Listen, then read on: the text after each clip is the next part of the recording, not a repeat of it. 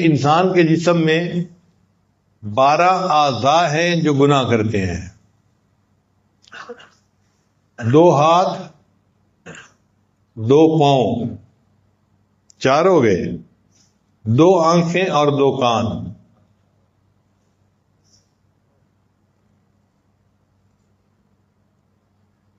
تو یہ کتنے ہو گئے؟ 8 ہو گئے. اور 4 اعضاء اور ہیں، دماغ، زبان، دل اور شرمگاہ. تو کل اعضاء کتنے ہوئے؟ تو 12 اعضاء ہیں جو گناہ کرتے ہیں. اور اگر ہم کلمہ طیبہ کو دیکھیں تو لا الہ الا اللہ کے 12 حروف بنتے ہیں. 2 حرف لا کے، 3 حرف الہ کے تو 5 ہو گئے، اور اللہ کے پھر 3 حرف ہو گئے تو 5 اور 3 8، اور اللہ کے 4 حرف ہوتے ہیں، 8 اور 4 12.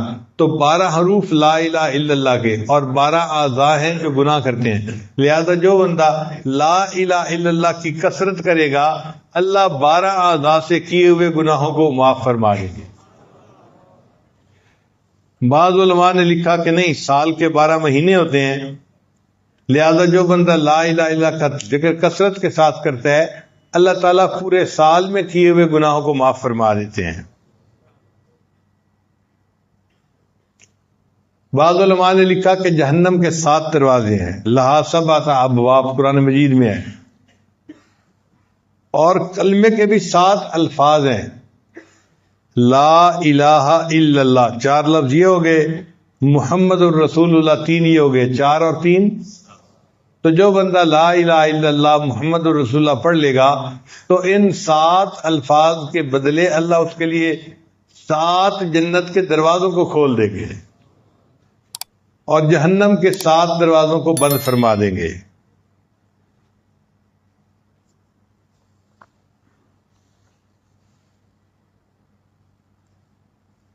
اس کلمے کے 2 حصے ہیں. لا الہ الا اللہ یہ توحید کا پیغام ہے، اور محمد الرسول اللہ اس میں رسالت کا مضمون ہے. لا الہ الا اللہ کو کہتے ہیں نفی اثبات. نفی کہتے ہیں انکار کرنے کو، اور اثبات کہتے ہیں تصدیق کرنے کو، مان لینے کو. تو نفی اثبات کیوں کہتے ہیں؟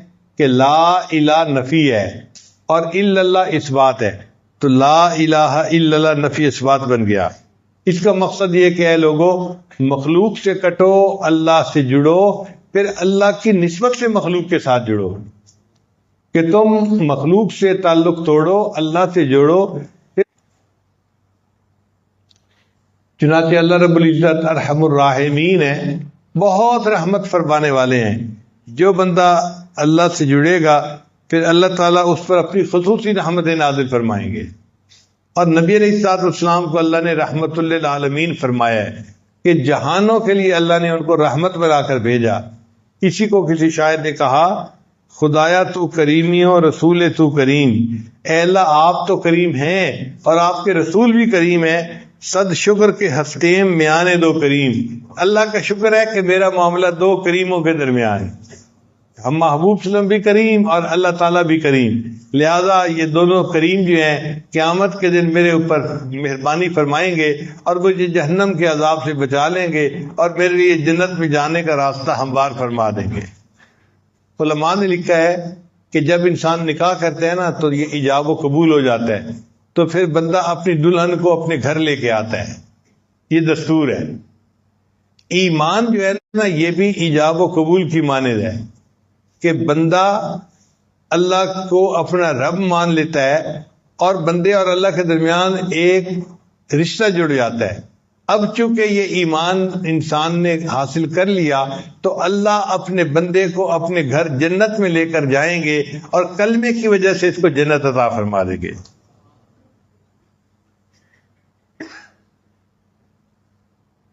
اللہ تعالیٰ بہت کریم ہے، بندے کے گناہوں کو معاف کرنے والے ہیں. میاں محمد بخش رحمت فرماتے ہیں، ایک گناہ میرا ماں پہ ویکھے تے دیوین دیس نکالا. کہ ماں باپ میرے ایک گناہ کو دیکھتے ہیں تو گھر سے ہی نکال دیتے ہیں بندے کو کہ تو نے یہ گناہ کیوں کیا. ایک گناہ میرا ماں پہ ویکھن تے دیوین دیس نکالا، تے لکھ گناہ میرا اللہ ویکھے تے او پردے پاون والا. اور لاکھ گناہ میرا اللہ دیکھتا ہے، اور اللہ بندے کے گناہوں پہ پھر پردے ڈال دیتا ہے۔ وہ کتنا کریم پروردگار ہے۔ یہ ویکھاں اپنے عملاں والے تے کچھ نہیں میرے پلے، یہ ویکھاں اپنے عملاں والے تے کچھ نہیں میرے پلے، یہ ویکھاں تیری رحمت والے تے بلے بلے بلے۔ اے اللہ اگر آپ کی رحمت کی طرف دیکھیں تو پھر اس رحمت کا تو کوئی کنارہ ہی نہیں، اس رحمت کا تو کوئی ٹھکانہ ہی نہیں، اور قیامت کے دن اللہ اپنی بھرپور رحمت کا اظہار فرمائیں گے۔ وَكَانَ بِالْمُؤْمِنِينَ رَحِيمًا، قرآن مجید میں اللہ فرماتے ہیں اللہ تعالیٰ قیامت کے دن پوری رحمت کے ساتھ بندوں پر توجہ فرمائیں گے اور ان کے گناہوں کو معاف فرما دیں گے۔ اس لیے ایک بزرگ فرماتے تھے مولا جتنی بڑی تیری ذات اتنی بڑی میری آس، مولا جتنی بڑی تیری ذات اتنی بڑی میری امید بھی تو اس سے اتنی ہی بڑی ہے کہ تم مہربانی فرما دے گا اور گناہوں کو معاف فرما دے گا۔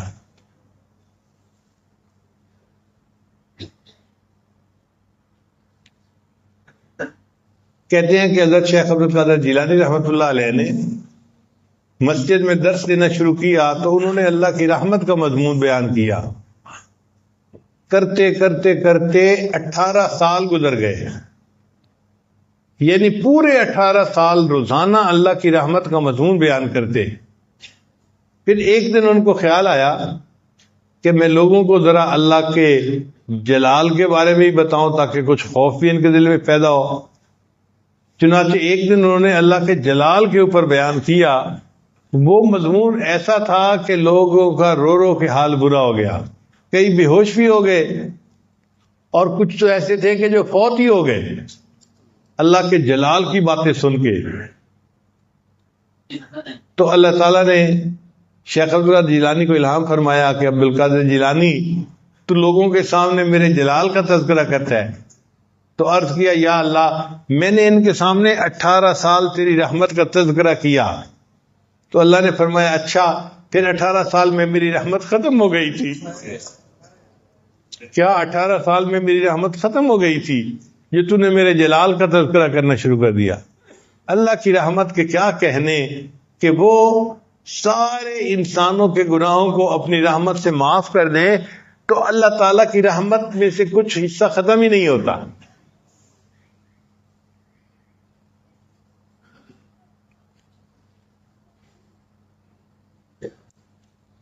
نبی علیہ السلام نے کیلولہ فرمایا، کیلولہ کہتے ہیں دوپہر کے وقت جو تھوڑی دیر کے لیے انسان لیٹتا ہے، تو کیلولہ فرمانے کے بعد نبی صاحب اٹھ کر بیٹھ گئے، تو قبیلہ بنو غفار کے سردار تھے، ان کا نام تھا ابو ذر غفاری، وہ نبی علیہ السلام کی زیارت کے لیے آئے۔ تو نبی علیہ السلام نے فرمایا ابو ذر میرے پاس جبریل علیہ السلام آئے تھے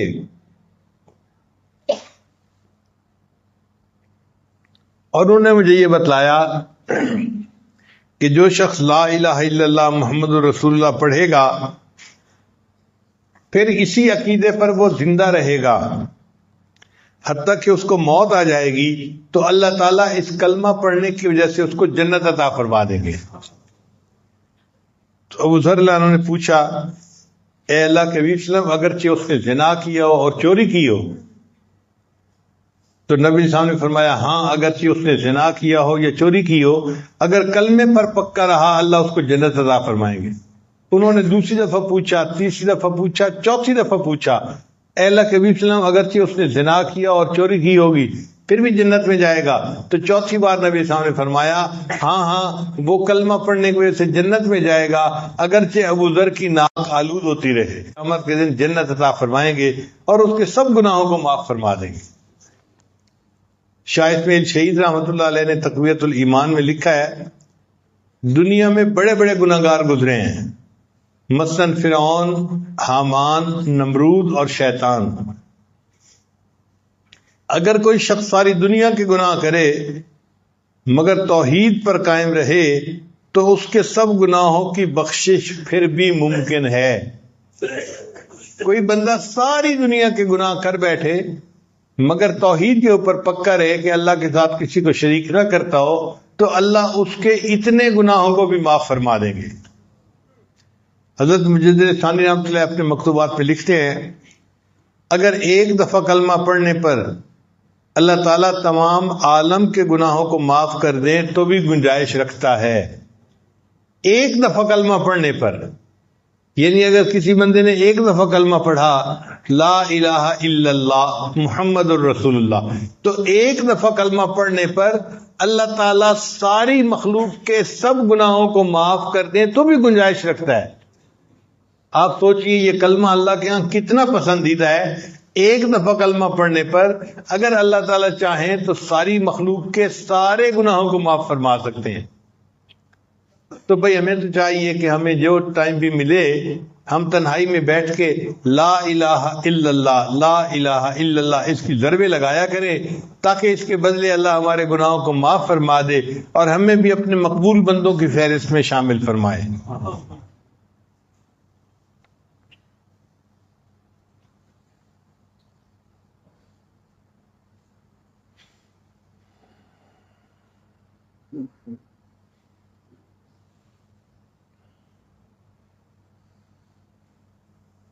بناؤں گا اپنے نفس سرکش تو اب تو یا رب غلام تیرا، میں چھوڑ کر کاروبار سارے کروں گا ہر وقت کام تیرا.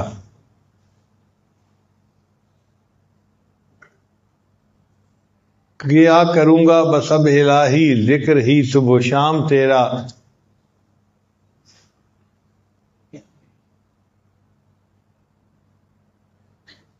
کوئی رہے گا نہ ذکر لب پر، رہے گا ہر وقت نام تیرا.